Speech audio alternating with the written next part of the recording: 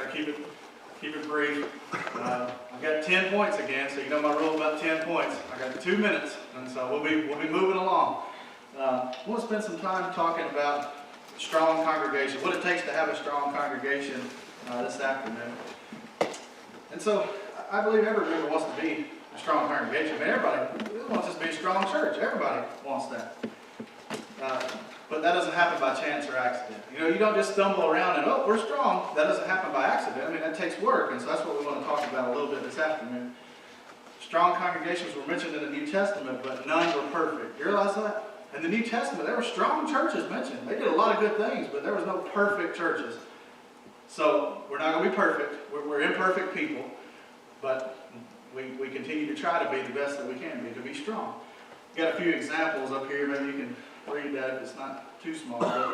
In the 7 churches to Asia, it says, Jesus said, nevertheless, I have this against you. You've left your first love. That was a good church, but they left their first love. In Revelation 2:14, it said, I have a few things against you. You have those that teach the doctrine of Balaam. And in Revelation 2, verse 20, he says, I have a few things against you. You allow that woman Jezebel, who caused several prophets to teach and seduce my servants, to do different things, right? And so there were strong churches that Jesus taught to, but they had issues. And so our congregation is strong. We want to be strong. We want to continue to be strong. We've got to work to make it even stronger. In Hebrews 5, verses 12 and 14, it just talks about the time that you ought to be teachers. You need, again, to be returned to the first principles. And so we got work to do. Sometimes that takes going back to basic stuff and building off that foundation. And so let's talk for a little bit this afternoon about 10 things that make a congregation strong. 10 things, and there's probably many more you could add to it, but these are 10 I think that makes a congregation strong. The first one is spiritual mindedness. Spiritual mindedness makes a congregation strong. Romans 8, verses 5 through 8. And you'll notice I use the New King James Version, so we're going a different path here, but some of these verses are easier to understand. So New King James Version, even though I am a King James Version fan, we'll use that one this afternoon. It says, for those who live according to the flesh set their minds on things of the flesh, but those who are living according to the Spirit, the things of the Spirit. For to be carnally minded is death, but to be spiritually minded is life and peace. Because the carnal mind is enmity against God, for it is not subject to the law of God, nor indeed can be. So then those who are in the flesh cannot please God. So if you understand what Paul's talking about, there's 2 different mind frames you can have, 2 different mindsets. You can be, carnally minded, just worry about the things of the world, worry about the things of the flesh. Many people are. You don't have to look very far to see those kind of people. They're the people that you can see who will lie, cheat, and steal to get their way through life because it's all about having nice things and social status and all those kind of things. And then you see people that are spiritually minded. Carnal things, we're physical people, we're carnal people. We have physical bodies. So we have to have some carnal things, but our focus is elsewhere. They don't lie, cheat, and steal to get a different status. They're going to do the right thing because it's the right thing to do. It's the spiritually minded thing. And that's what Paul talked about. To have a strong church, you have to have spiritual mindedness. Let me ask you a question. What is the measure of a strong congregation? Well, numbers, a lot of times, is the goal, right? Well, we got to have a certain amount of number. That makes us strong. And I would just submit to you that's not the case. We can't abandon the gospel for carnal attractions. I know I talk about this a lot of times, but if we're just trying to get more people in, if we just offer food and fun and games and frolic to get more people, that's carnal mindedness, not spiritual mindedness. And our success is measured by faithfulness and spiritual maturity. Right? That's what some of those verses talk about. We won't look at all those. So spiritual mindedness. That's the first thing I think we need in order to have a strong congregation. Second thing I think that we need in order to have a strong congregation is concern for unruly members. So that word sounds kind of strong, but that's a biblical word, and so that's why I use it. But unruly is just it's a military term. So a person that steps out of rank, they're walking a little bit out of order, that's unruly. And so we're going to do that from time to time. There's going to be people that step out of rank sometimes. You have to say, whoa, come back, get back in line, fall back in line, let's keep going. We're all walking the same direction. And so we've got to show concern if that stuff arises. Paul commands this in Galatians 6, verses 1 and 2. Remember there he said, brethren, if a man is overtaken in any trespass, you who are spiritual, restore such a one in a spirit of gentleness, considering yourself, lest you also be tempted. Bear one another's burdens, and so fulfill the law of Christ. You want this church to be a strong church? We got to bear one another's burdens. We got to, if there's issues arise, we got to deal with them. We got to try to help people do things that are right. Restore those that are fallen. Bear others' burdens. That's what it takes to make a strong church. The Lord's people should be concerned for the souls of all men. We won't look at those verses, but that talks about being concerned about everybody, but especially those who are members of the church. And these are verses that talk about everything we can do to help the weak in faith.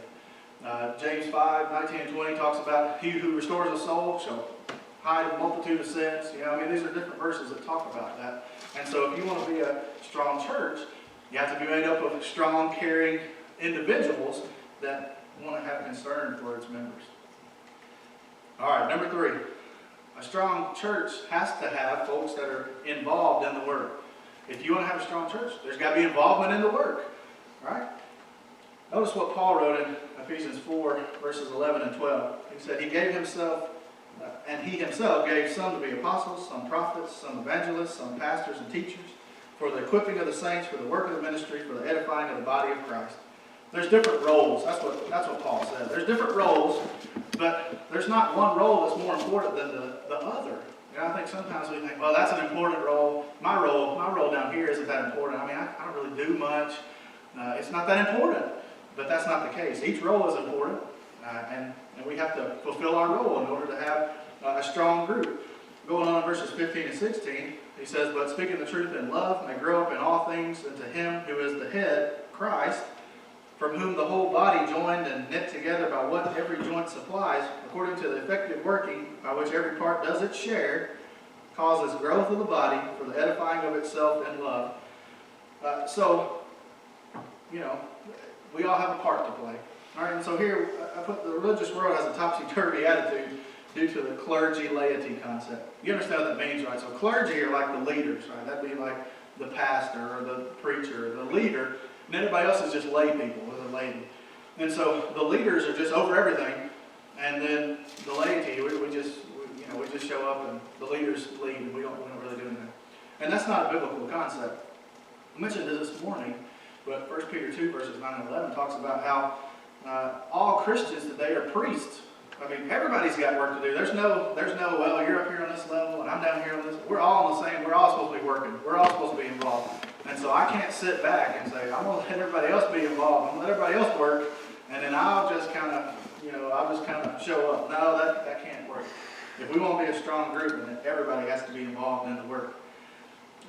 And so, seeing that we are priests, it should motivate us to want to work. In Nehemiah's day, remember those people had a mind to work, and they built that wall in a short amount of time because they had a mindset that they wanted to work. Have you ever worked with someone who did not do his or her fair share of the work? Have you ever worked with somebody who did that? Well, I have. You could probably see it every job you ever had. There's some people that are real go-getters, and there's some people that are working harder to try to get out of work than they are just doing the job. And usually, I remember in college classes, you get paired with a group on a group project. You always got the person that wants to be the leader, you got a couple of workers, and you always got the guy that barely rolls into class and he don't want to do anything. That's usually how that works out. What we're talking about here is we got to be involved. We can't be that person that just don't want to help, don't want to pitch in. We got to have a mind to work. Notice what he says there, verse 16. He says, every part does its share. Every part does its share. I got a share to do. I got a little piece of the pie. And so I got to do my share. And you may think, well, my share doesn't really amount to a whole lot. Well, but if I do my share, and you do your share, and everybody else does theirs, you got the picture. It's a strong group. Involvement in the work is important to have a strong congregation. All right, number 4. Knowledgeable members makes a strong congregation. Having knowledgeable members makes a strong congregation. So, we're trying to do a reading plan, we're trying to do Bible study, we're trying to have lessons to learn. That's what we learn for. We want to be knowledgeable. That makes a strong group. Notice how Paul described the Roman brethren in Romans 15 and verse 14. He says, now I myself am confident concerning you, my brethren, that you also are full of goodness. Notice he says, filled with all knowledge, able also to admonish one another. Admonishing is kind of pointing in the right direction. That's teaching. And so you have to have knowledge in order to try to teach and point people in the right direction. And so that's not just one or two people's job. That's everybody's job. We all should be knowledgeable. That makes a strong group. And so the key to continued strength in the Lord's work is knowledge. Congregation lacking knowledge is a congregation headed for trouble. Remember what Hosea said, Hosea 4, people are destroyed for lack of knowledge. Well, if we're not knowledgeable, then we might be tempted to turn from every slight of doctrine, and people just want to be tossing us to and fro, and we'll go with the flow because we're not knowledgeable. And so it's really important. Remember in Nehemiah's day, they were people of the book. People of the Lord's church used to be called people of the book. And I don't think we have that reputation anymore. So we need to try to work to get that back. Knowledgeable members help make a strong congregation. Okay, number 5, dependable members. Dependable members make a strong congregation. John commended Gaius for his dependability in 3 John 3, verses 5 and 8. Notice it says there, Beloved, you do faithfully whatever you do for the brethren and for strangers who have borne witness of your love before the church. If you send them forward on their journey in a manner worthy of God, you will do well, because they went forth for his name's sake, taking nothing from the Gentiles. We therefore ought to receive such, that we may become fellow workers for the truth. Gaius was dependable. And so John, this is just a little excerpt, just a few verses, but John commended him because he was dependable. We should be able to depend on you. Yeah, they're going to go do a good job in whatever task they're assigned to do. You have to have that. If you want to have a strong group, you have to have dependable members. And so the easiest aspect of our dependability is our attendance. I mean, that's just if you're going to be dependable, you got to be here, right? And so attendance is necessary if you want to be dependable. Now, are you dependable in doing whatever you're asked to do? That's something we got to think about. Am I dependable in doing whatever I'm asked to do? If I'm not, I need to work to be better at that. And even if I'm doing pretty good, I need to work to continue to be even better still. The strength of a congregation depends on it. Am I dependable? Are you dependable? We got to ask ourselves that question. Have you ever known an undependable person? Well, sure. I'm sure we've all known undependable people, right? They'll tell you that they'll help, or they'll tell you this or that. And yeah, I really don't know. We'll see. It'll be a surprise either way. Well, we can't be that way. We got to be. If we want a strong group, we got to be dependable people. If I tell you I'm going to help, I should be able to back my word up. And so we should be able to depend on each other, lean on each other. That helps make a strong church. All right, we're halfway through. We're moving along pretty good. Number 6. Number 6 is liberal givers. Now, usually the word liberal is not good. Usually we use that and say, well, people take liberalities with the word. That's not a good thing. But here, liberal actually is good, because we're talking about you have liberal givers to have a strong church.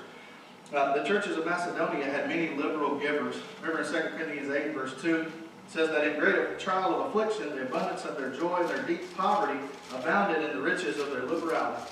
The church at Macedonia, they were poor people. It wasn't like they were just rich and they were just giving a little bit of their excess. Here, take this money. No, they didn't have a lot, but of what they had, they were willing to give in order to help spread the word in other places. They were liberal givers. I always use the example, I'm holding on to the dollar. I don't want to let it go into the plate. That's not a cheerful giver. That's not a liberal giver. That's somebody that's the opposite of that. And so in order to get work done, you got to be liberal givers. That's what I'm saying. How were these people able to do that? It was because their mindset was right. Their mindset was one of contributing to the work, not just being a donor. And I've got that up here in just a minute. But in 2 Corinthians 8, verse 5, it says, not only as we had hoped, but they first gave themselves to the Lord, and then to us by the will of God. So how do you become a liberal giver? Well, you give yourself first to God and realize everything I got is because of Him, and then I'm willing to contribute. Because everything I have is God's. I mean, He gave it to me, so it's not like I got all this on my own. That helps me to have the right mindset and do the right thing. So, we should all have the let's pitch in mentality. Let's pitch in and get this job done. We got work to do. And so that's the attitude we have to have. Let's pitch in, let's work together and get the job done. And so, do you view giving as a donation? I'm not really going to do anything, but I'll give just a little bit and donate it so that somebody else can do it. Or do you view it as, no, it's a contribution. I'm doing my part. I'm going to share my part in order to get the work done. That's what our giving should be about. It's not a donation, it's a contribution. We're contributing to the work here. And with liberal giving, a strong congregation can spread the gospel far and wide. We've got a lot of opportunities to spread the gospel, and there's a lot of different ways to do that. And maybe you're thinking about ways that we can do that in the future. Maybe we can do tracts, we can do newspaper articles, we can do who knows what, social media stuff, I don't know. But if we are liberal givers, we can afford to get the word out there. Our our job as a church, we've got a work to do. Our work is to try to teach people, try to encourage people to come, try to encourage people to get right with God. And so if we are liberal givers, we can do some things like that. We've been blessed with opportunity by this contribution that's been given to us from this fellow that set up a trust fund. We've got a good opportunity to do some good things with the building, but also got a good opportunity, maybe we can do some things evangelistically. So we need to be thinking about those things. But we all have to contribute in order to get the work done. So, again, what we're talking about, what does it take to have a strong church? Liberal givers. Also, I would say, to have a strong church, you have to have folks that are willing to contend for the faith. In Jude, verse 3, of course, there's only one chapter in Jude, but in verse 3, it says, "Beloved, while I was very diligent to write to you concerning our common salvation, I found it necessary to write to you, exhorting you to contend earnestly for the faith which was once for all delivered to the saints." Earnestly contend for the faith. So the faith of God, the gospel is there. Are we going to contend for it? We're going to fight for it? We're going to stand up for it? That's what it takes to have a strong group. You don't just kind of, hopefully it'll be okay. No, I'm going to contend for the faith. I'm going to stand up for it and try to hold fast to the truth. We live in a post-modern world. And what that just means is, if you Google that, what's post-modern mean? Well, we're in the age, and you know what age we're in now, where there's no right or wrong. Everybody has their own truth. You can't tell me, I'm wrong, and I can't tell you you're wrong, because everybody's got their own truth and set of standards and beliefs, and everybody just, it's whatever you feel that day is right. Well, that's what's right to you. That's what it means to be in a postmodern world. Now, there's no such thing as absolute truth to people today, and that's exactly the opposite of what the Bible teaches. Jesus said in John 17, verse 17, talking about the truth, it says, "Sanctify them by thy truth, thy word is truth." God's word is truth. There is absolute truth. We've got to contend for it. You want to know the right answer to something? What's there? The truth has been given to us. And this puts us, unfortunately, in direct conflict with the world. Obviously, if they think there's no absolute truth, and we say there is absolute truth, we're in direct conflict with the world. So what are we going to do? We're the minority of people. The majority of people don't care about godly things. We do. So we're going to have to stand up. We're going to have to contend for the faith. This places tremendous pressure on the church to compromise the truth. You realize that? There's a lot of pressure on us because public opinion, popular opinion isn't going to agree with what we're talking about and teaching. And so there's going to be pressure on us to kind of cave and kind of say, you're right. We're really standing too hard and too strict on this thing. Maybe we should give in a little bit. No, we need to contend for the faith. The truth is what's going to set us free, and so that's what we need to contend for. We cannot afford even 1 ounce of compromise. Now, I'd really just encourage you to think about that. We can't afford to compromise not at all. In Ezekiel 3, verses 17 and 19, we'll read it in just a minute. But I got this quote from this fellow here, Harold Pinter. Notice he says, "There are no hard distinctions between what is real and what is unreal, nor between what is true and what is false. A thing is not necessarily either true or false. It can be both true and false." So this is an educated man here, but that's about the most ridiculous statement I've ever heard. And so anything you say, well, it can be true and false, really. And it can be either, depending on my viewpoint. That's absolutely absurd. We've got to contend for the faith. What I was going to read there, Ezekiel 3, verses 17 to 19, it says, "Son of man, I have made you a watchman for the house of Israel. Therefore hear a word from my mouth, and give them warning from me. When I say to the wicked, you shall surely die, and you give him no warning, nor speak to warn the wicked from his wicked way to save his life, that the same wicked man shall die in his iniquity. But his blood I will require at your hand. Yet if you warn the wicked, and he does not turn from his wickedness, nor from his wicked way, he shall die in his iniquity, but you have delivered your soul." So Ezekiel, right, he's the prophet of God. What he said was, I need a watchman out there. You've got to warn people that are doing wrong. And if you don't warn them, then that's on you. That is your, going to your account. You didn't warn them, and they ended up being lost. So we got to be the watchman. We got to be contending for the faith. We got to be telling folks. Notice he said, "Yet if you warn the wicked, and then the wicked doesn't turn from his wickedness, he shall die in his iniquity, but you have delivered your soul." So our job, we can't make people do right. If we could just go shake somebody and tell them to do right. We can't do that. But what we can do is go contend for the faith, tell them what God said about a thing, ask them to consider it, and then we've done our job. That's what we've been asked to do. We can't force somebody to believe, but we got to teach them. We got to contend for the faith. Hopefully you see that there. To have a strong church, that's what we have to do. The eighth thing I think we have to have a strong congregation is lovers of one another. What I mean by that is we got to love one another. Jesus said that you're going to know you're his disciples if you have love one for another. But notice what Paul wrote in 1 Thessalonians 4, verses 9 and 10. He said, "But concerning brotherly love, you have no need that I should write to you, for you yourselves are taught by God to love one another, and indeed you do so toward all the brethren who are in Macedonia. But we urge you, brethren, that you increase more and more." We used this verse in a lesson closer back to the beginning of the year when I talked about saying more and better. And, you're loving, you're doing a good job, you're loving your brethren, but do it better, do it more. And so that's what we'd say here. We have to love one another and continue to love one another and grow in that. That's what it takes to have a strong congregation. Shouldn't we love all our siblings in Christ? Well, of course we should. Of course we should. And when we love one another, it helps us, we act differently toward one another. If we're at odds, but I love you, then I'm going to be willing to work with you, and we're going to work things out. We're going to figure it out. And so we've got to work to have our love where it ought to be. Showing hospitality and preference one for another. I'm going to put your needs and your concerns above mine. And that's how I show love. That makes a group strong. When you know that I'm going to put your needs above mine, then hey, I can get along with that guy. And so we've got to have that sort of attitude. Love is the glue holding us together. I really think that's true. If we didn't love one another, then we'd have issues all the time. We wouldn't be able to figure anything out. Love is the glue that holds us together. And without love, we're nothing. Remember in 1 Corinthians 13, he said, you can have a whole lot of things, but if you don't have love, it's good for nothing. And so we've got to have love. So a strong congregation loves each other. The ninth thing we'll say is, a strong congregation strive for peace. Paul wrote about peace in Romans 14. He says, the kingdom of God is not eating and drinking, but righteousness and peace and joy in the Holy Spirit. For he who serves Christ in these things is acceptable to God and approved by men. Therefore let us pursue the things which make for peace and things by which one may edify another. There's got to be a lot said about having a peaceful group. The flock, the church is compared to sheep. Sheep, if they're peaceful, if there's not trouble in the group, you can get them going in the right direction. But if there's trouble, then you've got a disaster. And so there's got to be something said about keeping peace.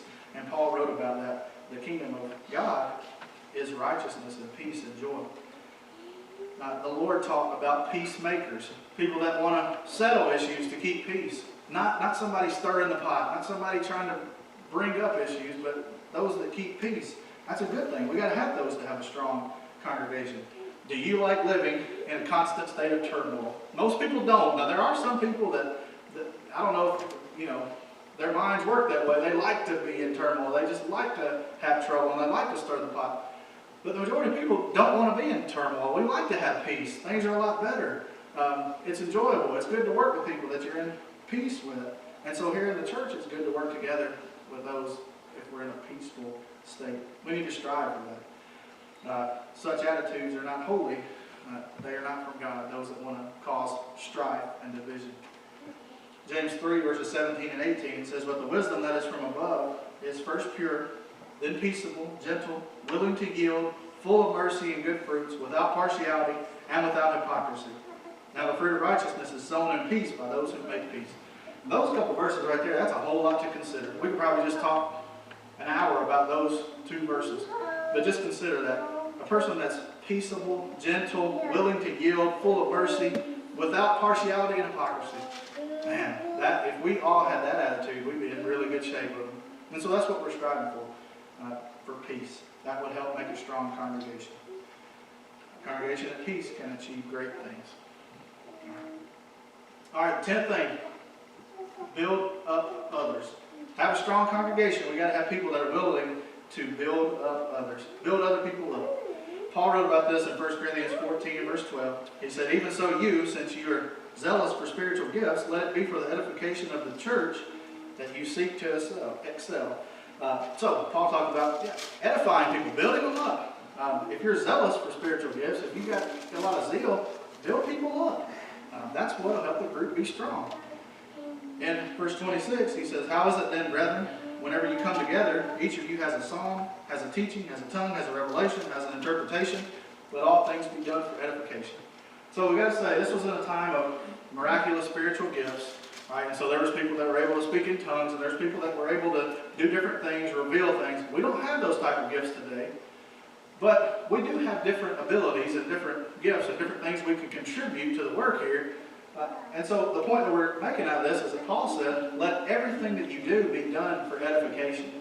You know, even if I'm excellent at a thing, but I'm not willing to do it to edify others, then I shouldn't do that thing. No, don't do it. Even if I had miraculous gift of speaking in tongues, if I'm not going to edify somebody, Paul would say, sit down and be quiet. Don't do that. And so everything that we do has to be used, no matter what our gifts are, no matter what our skill sets are and our abilities. We've got to build others up. That'll help make a strong group. You know, a strong leader is one that'll pull other people along with him. He'll make those around him better. He or she will. Right? And so that's what we need to be doing. Building up others makes a strong congregation. For success, each must have a burning desire for all to succeed. Sometimes people get the attitude that, well, as long as I'm taken care of, I don't care about the rest of you. But in order for a church to be strong, we've got to want everybody to be successful. Everybody. And so I think we really need to work at that. Think about it. Seek to glorify God and not yourself. In these three verses, Matthew 6, verse 2, Matthew 6, verse 5, and Matthew 6, 16, Jesus was talking about people who, for instance, want to pray in public to have glory of man. If they're going to fast, they disfigure themselves to have glory of man.